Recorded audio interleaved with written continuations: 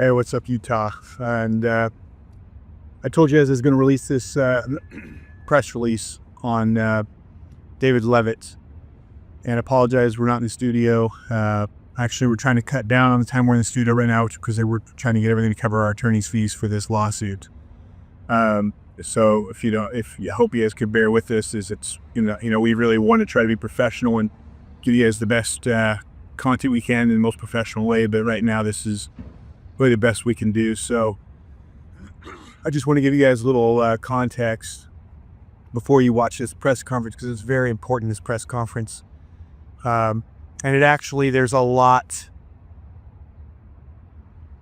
The context is what really matters. And since we started digging into this, and again, it's not something we ever chose to do. It's just something that, it's a story someone brought us, and again, we laid it out, and now they're coming after us, and now we don't have a choice but to go down this road. And the fact of the matter is, we refuse to be silenced. I mean, they've silenced these kids, these girls, these boys for decades in this state. It is insane. The more we're learning, and especially the more I'll dig my feet in, the more people that are coming to talk to us. It's like, no, we're not going to, we cannot back down. And you guys cannot either, because if we expect the justice system to provide justice, you have no clue how corrupt our justice system is. So getting back to this story, the David Leavitt press conference, there's some stuff I can share. There's some stuff I can't. And please, again, bear with us. We're doing the best we can. And there's certain stuff we just cannot share yet. Because some of this stuff's confidential, and I'm still trying to get my head wrapped around this stuff. It's freaking crazy. But just to give some context, so this all happened, 22. It happened actually while we were running for Congress, and I heard this come up and it just sounded crazy. And I looked into it a little bit. Glenn Beck looked into it a little bit, but I didn't know who was good and who was bad. I mean, politics is so dirty that I thought maybe someone was trying to smear David Leavitt, and I don't trust any of the players, in this state, and so I didn't know enough to get involved. But what happened is, this was 22 during an election year, and there's a man by the name of Nicholas Rossi. Allegedly, he committed rape, and he faked his death.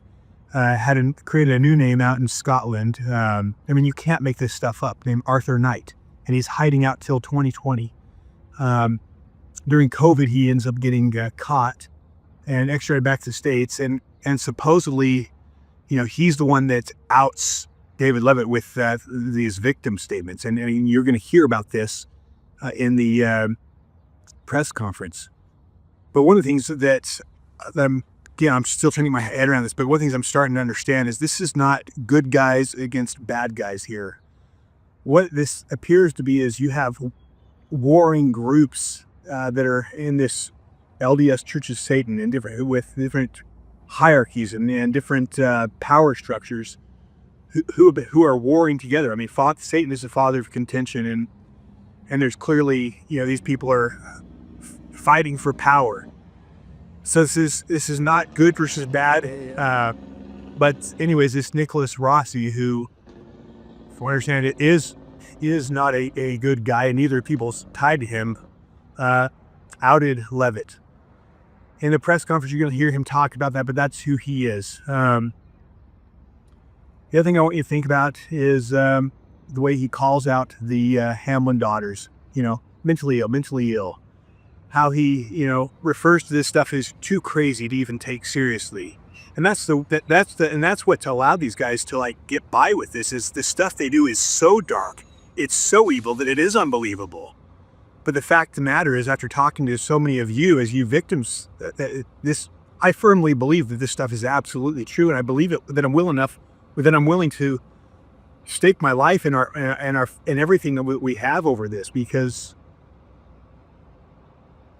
I do believe it's true. And if it's true, and these girls and these kids are continuing to be raped and abused and suffering in just unexplainable ways, I don't think any of us have a choice but to stand up and take a stand and expose this and dig into it. One thing I'm really going to encourage you to do is, this is a little bit long. It's about 25 minutes or so, the press conference. Please stick with it. Especially stick with it to the end, because you're going to hear the reporter start asking some questions and you're going to see him get tripped up.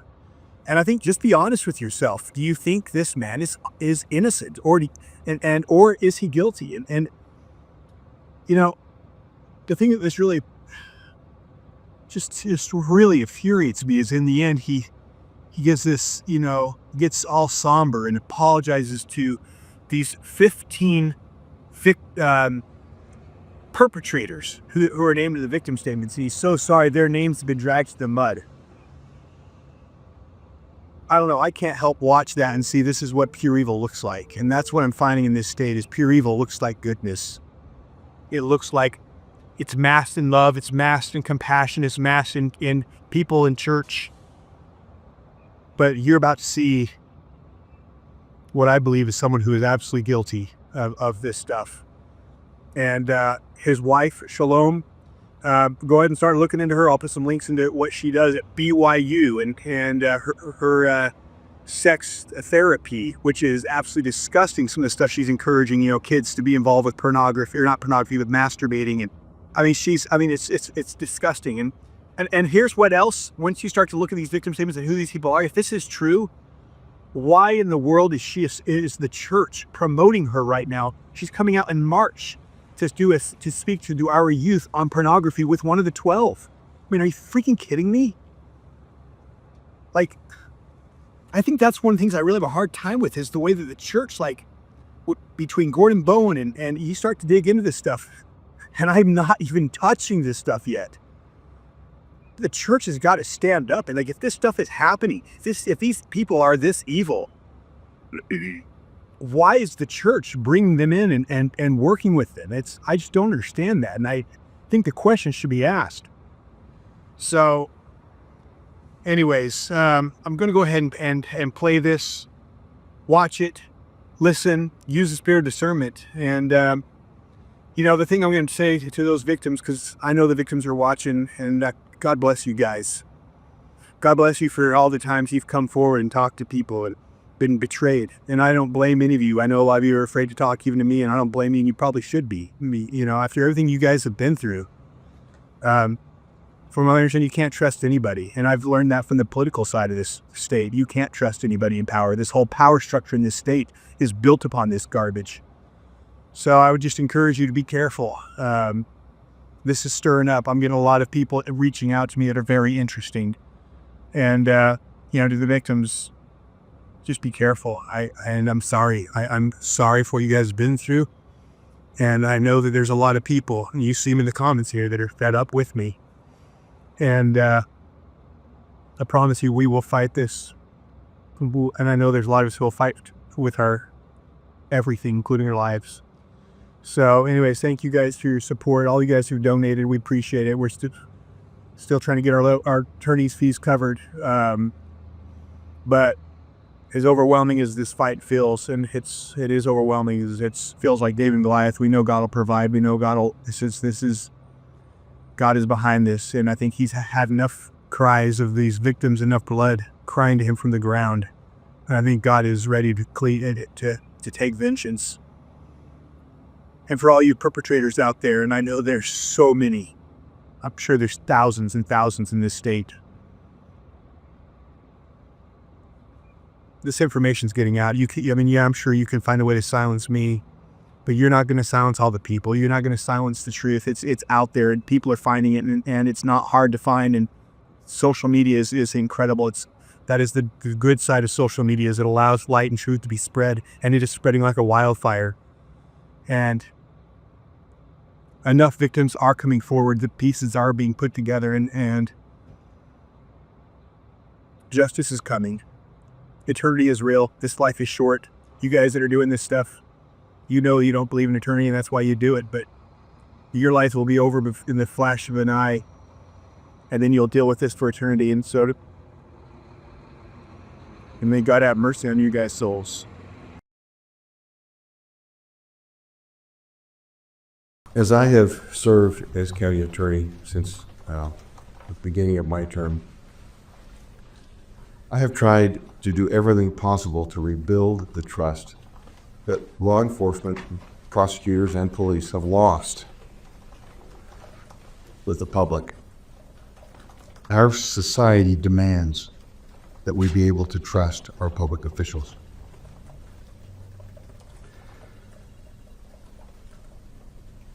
I want to talk to you about two separate cases. The first case involves a man by the name of Nicholas Rossi.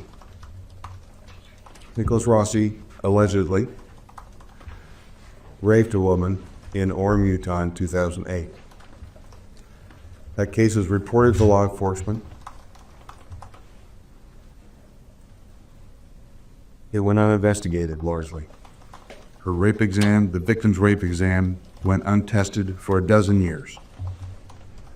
Until shortly around the time I took office, we ensured that it was tested. That rape kit produced evidence that a convicted sex offender in Ohio, Nicholas Rossi, was the suspect. We engaged in a lengthy investigation involving the State Bureau of Investigation, the United States Department of Justice, the Scottish authorities, for reasons I'll disclose, which you may already know, but I'll disclose in a moment, that revealed that Nicholas Rossi was also going by the name of Arthur Knight, that he'd faked his own death, relocated to Scotland, and relocated him in a hospital bed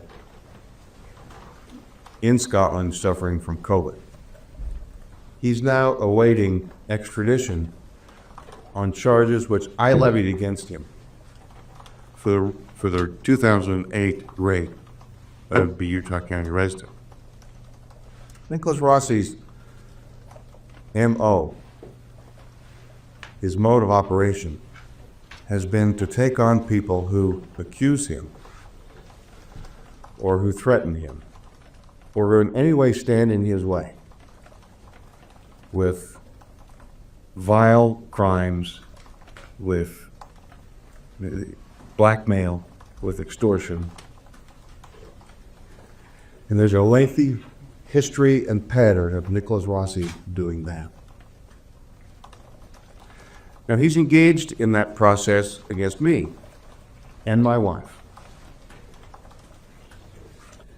making all sorts of allegations that are completely groundless, in an effort to shift the attention from his alleged crimes in Utah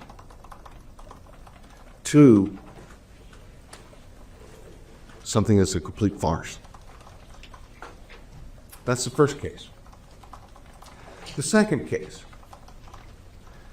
involved a local therapist and centered around an allegation made by one tragically mentally ill woman who was that therapist's daughter.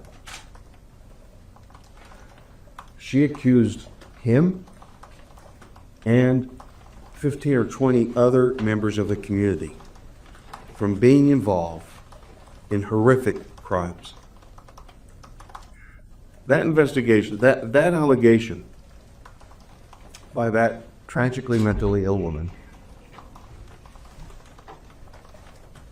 was so outlandish and so ludicrous that our own fine Special Victims Task Force that investigates these kinds of crimes refused to even interview any of the 15 or 20 people who were alleged to have committed these crimes. The case resulted in criminal charges against one individual, the tragically mentally ill woman's father. And my predecessor, Jeff Buman, ultimately dismissed that case against the therapist because the evidence was so outlandish and so unbelievable. That therapist had his record expunged recently, his arrest expunged recently, and should be out of the public record. Because law enforcement is about trust. It's about being able to say that when the government makes an allegation, that there's substance behind it that we can believe in. And if there's not, then we have a process whereby people can have their names restored, which is the process through which this therapist went.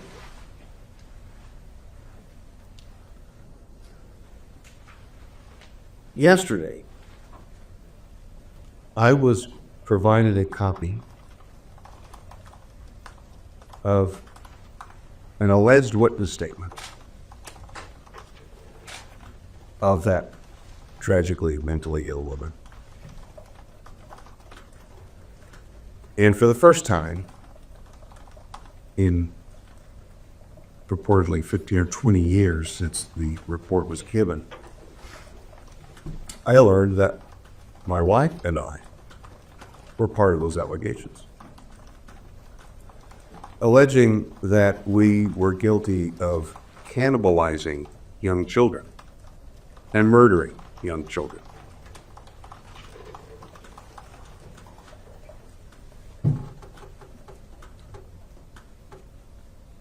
This morning at 3:30 approximately in the morning, Nicholas Rossi, posing as Arthur Knight, posted to the internet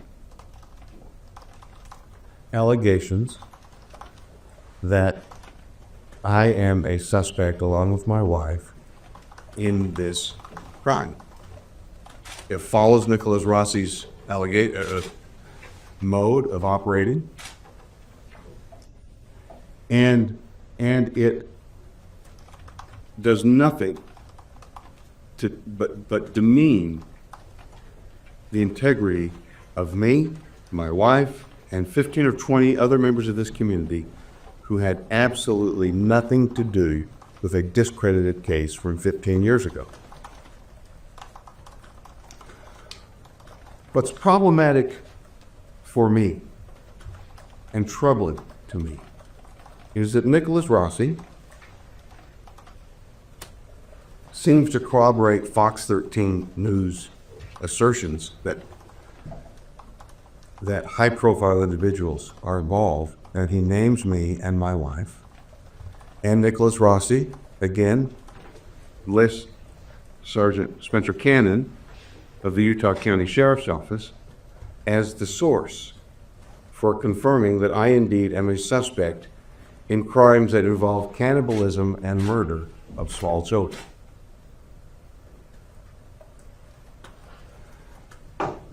That this all occurs less than 1 week before ballots draw in an election in which I am participating causes me tremendous concern over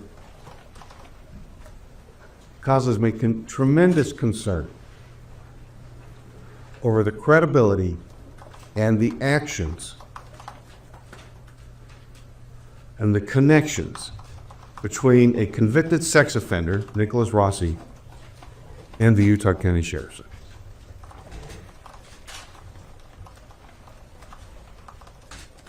And I am calling upon Sheriff Mike Smith to open his office to an outside investigation where outside independent investigators are able to investigate and confirm or deny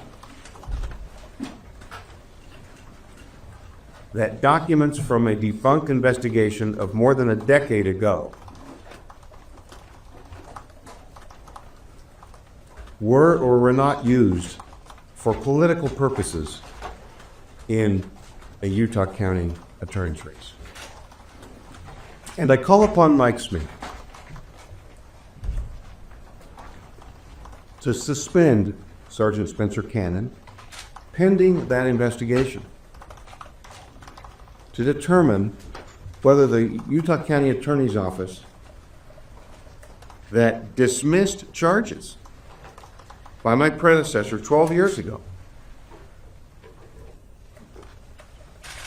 whether those charges were dismissed by my predecessor because the allegations were so untenable and unbelievable, and whether the Utah County Sheriff's Office is providing those kinds of documents to political opponents to be used for political purposes. I would call upon Mike Smith, Sheriff Mike Smith, to shed a little more light on his investigation that he announced yesterday. Because the tie that he seeks to make with Nicholas Rossi, a convicted sex offender awaiting extradition on rape charges in Utah, are undeniable.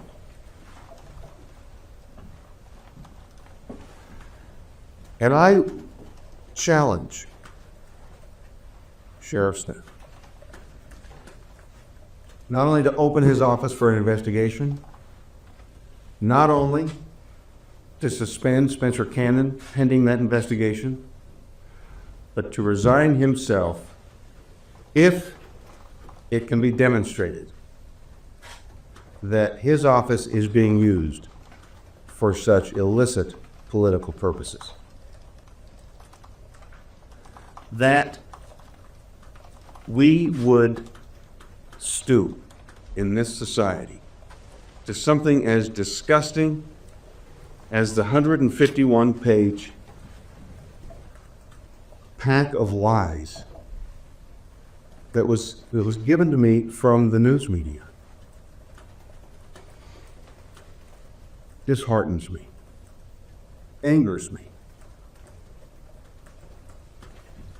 We deserve more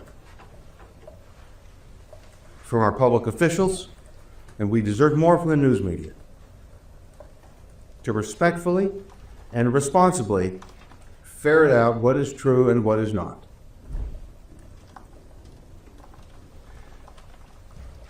I encourage Mike Smith to open his office to an investigation to find out how the news media received this document. Who created it, if it was not in fact part of the initial case, which I don't know.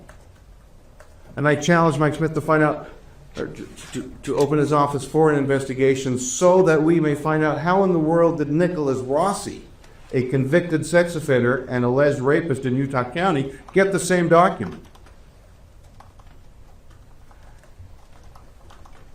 And open his office for an investigation to understand how his PIO allegedly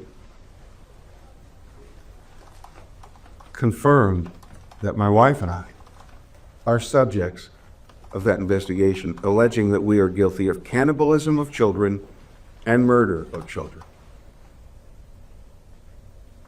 And I encourage Mike Smith, if he can, to vindicate himself, that this is not done for his political purposes, for the political purposes of those who seek to eliminate me from this office. And if there is such a link, then I call upon him to resign. Because rebuilding trust in law enforcement is bigger than me, it's bigger than him, it's bigger than all of us. We cannot have a stable civil society without implicit trust in our law enforcement. Now let me say this.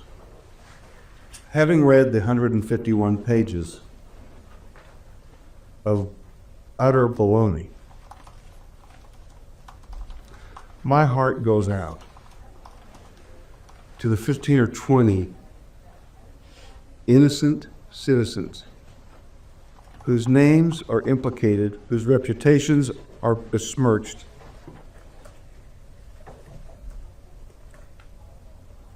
I'm sorry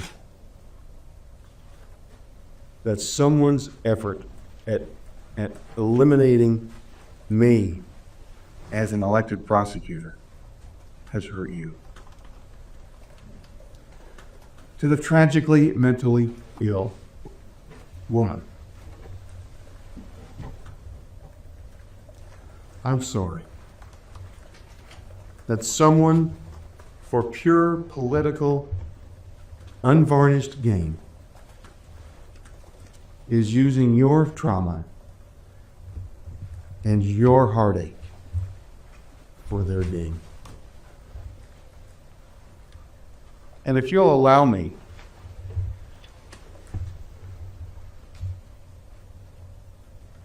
a moment of personal preference,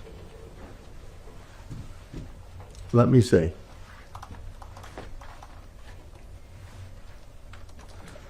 my wife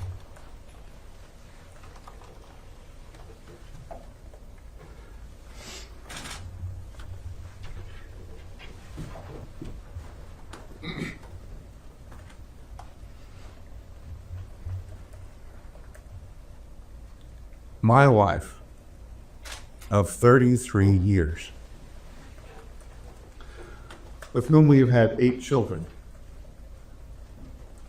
who is a reputable member of the Utah State Bar and a respected university PhD researcher.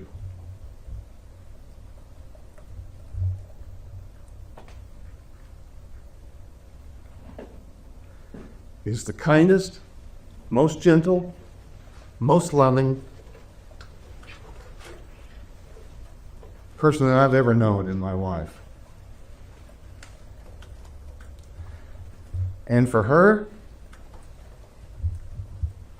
to have her reputation, her professional character, and everything about her life work brought into question by a few cheap political opportunists offends me to the greatest depth of my being.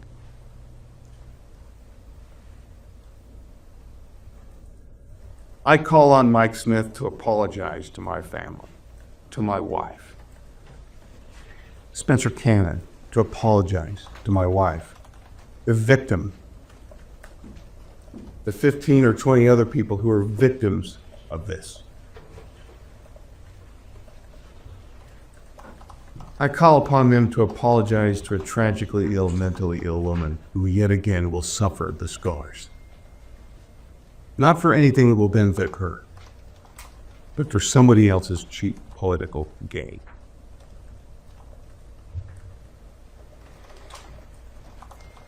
I will end where I began.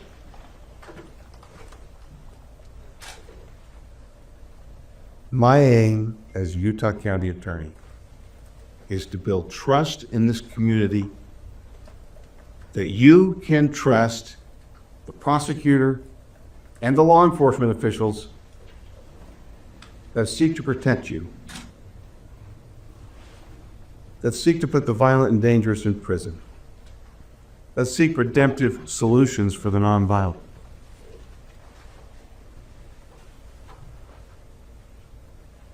To the extent that my partners in law enforcement have participated in cheap political tricks and using their power and their authority and the taxpayer money for their own political gain, I ask them to step aside. I'm open for any questions. Mr. Leavitt, did you know at the time in 2012 that you and your wife were subjects of this investigation? No. Initial investigation? I had no idea, and I will say that understanding the care and the skill with which the Special Victims Task Force do their job, the fact that I had no idea that I was part of that, the fact that none of the 15 or 20 probably had no idea, and if you read, when you read the 151 pages, I'm confident that you will see for yourself that it is absolutely ludicrous. And so I had no idea till yesterday. We've read them. What do you say to the sheriff's office saying they have multiple victims of this child sex ring that have come forward? That would contradict what you're saying, that this is just one mentally ill victim. Let's bring them forward. Let's put this in the light of day. And maybe while we're at it, let's find out why, if this is a 25-year investigation, why is it occurring 7 days before the ballots drop in my election? And if this truly was an investigation that they've been having since April of 2021, and if there truly are federal agencies and other state agencies that are participating in this, who are they? Let's name the agencies. Let's get them involved. Let's find out who it is. Yes, I welcome that. You want the sheriff to step aside as well as Sergeant Cannon. Do you think you need to step aside while this investigation plays out? Absolutely not, because the allegation that I am asserting is that the sheriff's office is using its position for political gain. I'm not accusing him of abusing and cannibalizing and murdering children. And no, I will not step aside. Yes. Can you share a little bit more about the circumstances of which this case ended or stopped or was dismissed, how it came to be that there were these allegations and charges and then the investigation halted? Well, this case was dismissed almost 10 years before I took office. And you have access to the case file that I can find it. Yeah, it's in the archive someplace. Have you not looked at it? No, it's going to take several days. We were not paperless in that time frame. And what I'm doing is trying to be completely transparent and above board, and I will make those files available to the extent they are allowed under the law. I have nothing to hide.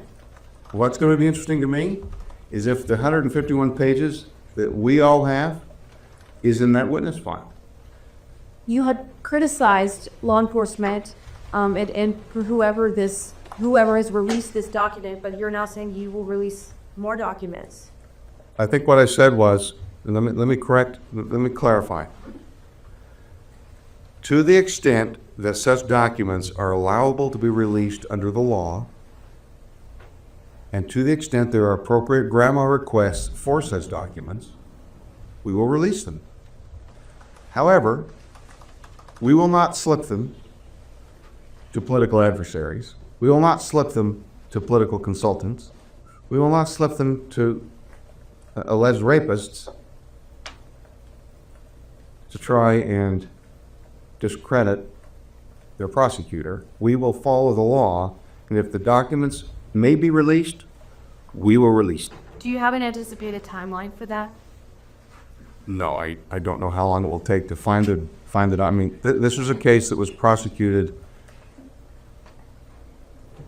dismissed 10 years ago, before I took office. And I really want to call out Fox 13. Are they here? That you? Shame on your news station. Shame on Adam Hurwitz for asserting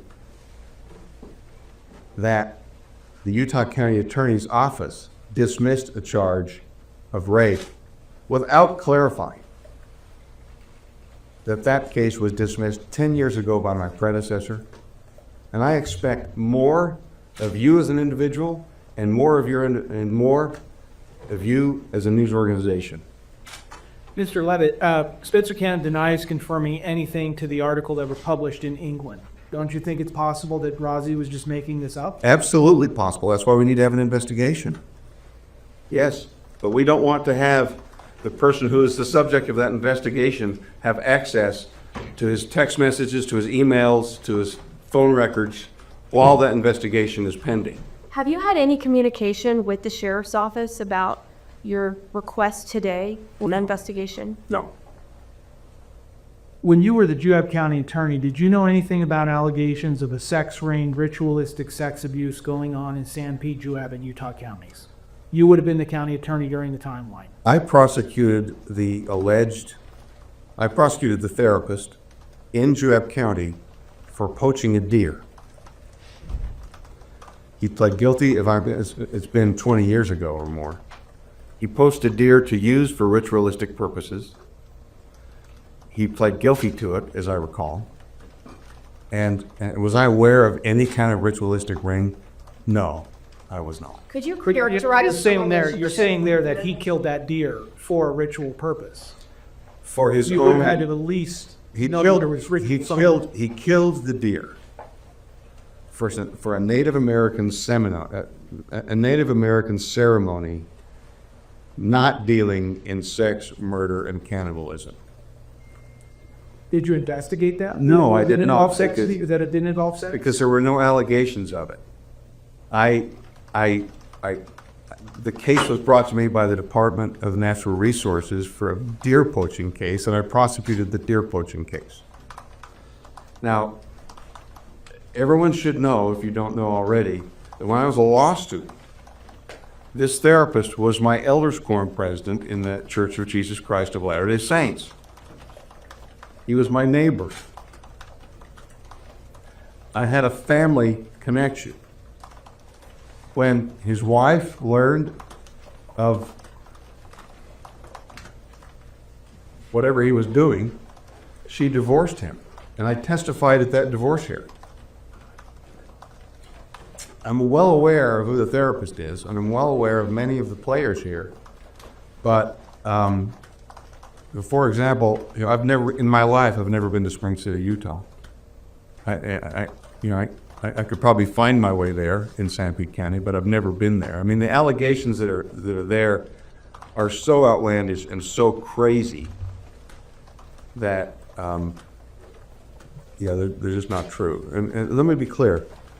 When the Church of Jesus Christ of Latter-day Saints, for whom I do not speak, found out about this person's conduct, they kicked him out, right? I mean, there is nothing...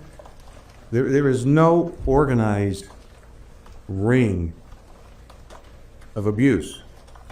It was debunked more than 10 years ago. It was dismissed by someone not in any respect affiliated with me. And it wasn't even investigated in a serious way by the Sex Crimes Task Force of Utah County. And I would suggest to you, if they didn't investigate it, that would suggest that there's, because the story is just so crazy. How can you say that confidently, though, when you've already told us today you haven't reviewed the case file? How can you stand here and confidently say that this was a justifiably dismissed case when you already told us you haven't seen the case? I have already told you that I knew who the therapist was. And I had a conversation with the deputy county attorney in this office that prosecuted the case, Dave Sturgill. I had that conversation many years ago and asked about the status of the case, and he told me they dismissed it because the evidence was so outlandish. Back when you had that conversation, you did not know that you were named in the case I file. had no idea. And can you characterize your relationship with this therapist today? I haven't seen him in a decade. Have you talked to him? I haven't seen or talked to him. I've had no communication directly or indirectly. I don't even know where he lives. I have no idea of his whereabouts. He could be across the street for all I know. He could be in South America. I don't know. He is a man who was my former neighbor, and I had a friendship with he and his wife, to the extent that I went into court and testified on behalf of his wife to protect his children from him. Which is why I asked Dave Sturgill why the case had been dismissed. And Dave Sturgill's comment was because the evidence was just crazy. But you yourself had not reviewed the case. No. Would you be open to federal authorities, the U.S. Attorney's Office or the FBI coming in and investigating this? Anyone with the proper authority, absolutely. I have nothing to hide. But you are, just to be clear, definitively saying what the Utah County Sheriff's Office is investigating with regards to the ritual sex ring is not true. Those allegations are false. I don't know what they're investigating, but if it has anything to do with this therapist and the report of 25 years ago, that is 100% false. Then how can you call for his resignation, though? You just said you don't know what they're investigating, but you're calling for the sheriff to resign for misuse of county resources. And when you just said you don't know what they're Let's be clear. I'm saying if the sheriff, everyone get your notepads out here. If the sheriff, if it can be demonstrated that the sheriff has used his office for political purposes, then there is no evidence of that that I would bring to court. But if an investigation can demonstrate that, then I am saying the sheriff should resign. That sounds like you're stretched, though, from what we're here for. You're saying we're calling on the sheriff to resign. We want Spencer Ken suspended over this, but you're admitting you don't really know the facts of that case. How are you connecting their press release with these cases? Because it seems that you just say you don't know that they're connected. Oh, they're connected. Then can you share how you know that?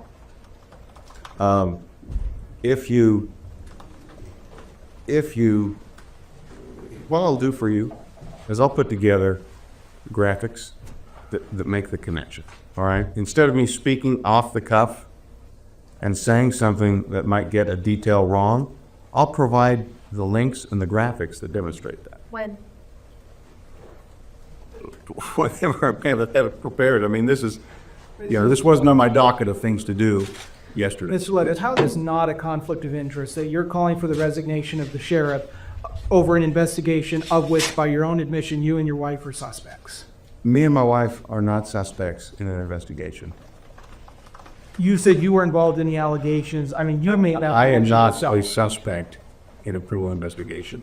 Then what is this about your wife's reputation being tarnished? Yeah. If you and her are not suspects. Just because you wind up in a police report with someone making an allegation does not make you a suspect.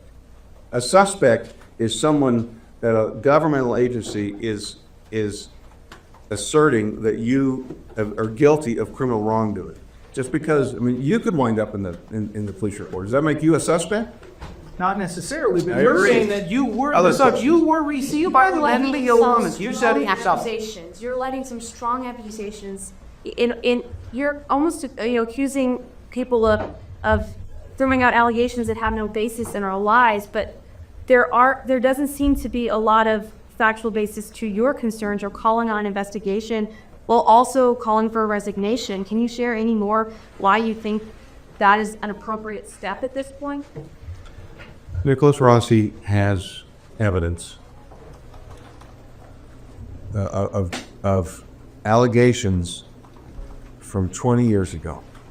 You don't know how he got those? I can't say for certain how he got those. I don't know. I will say his lawyer, Craig Johnson,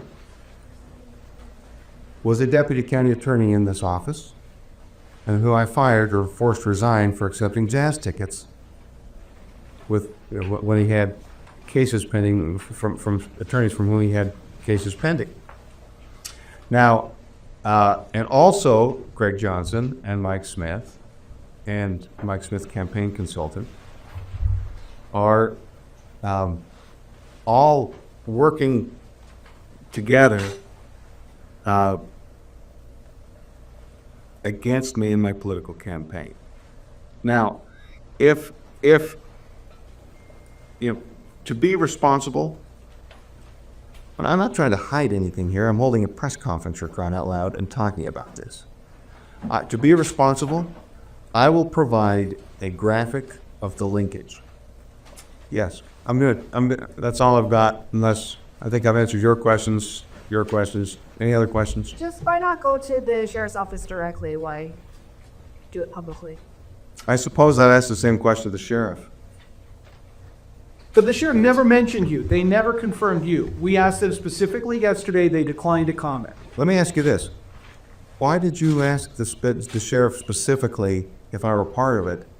If that, We asked them specifically, will you name names? They said, we're not naming names. Right. They don't need to do that because Nicholas Rossi is the person who's naming them for them. Thank you.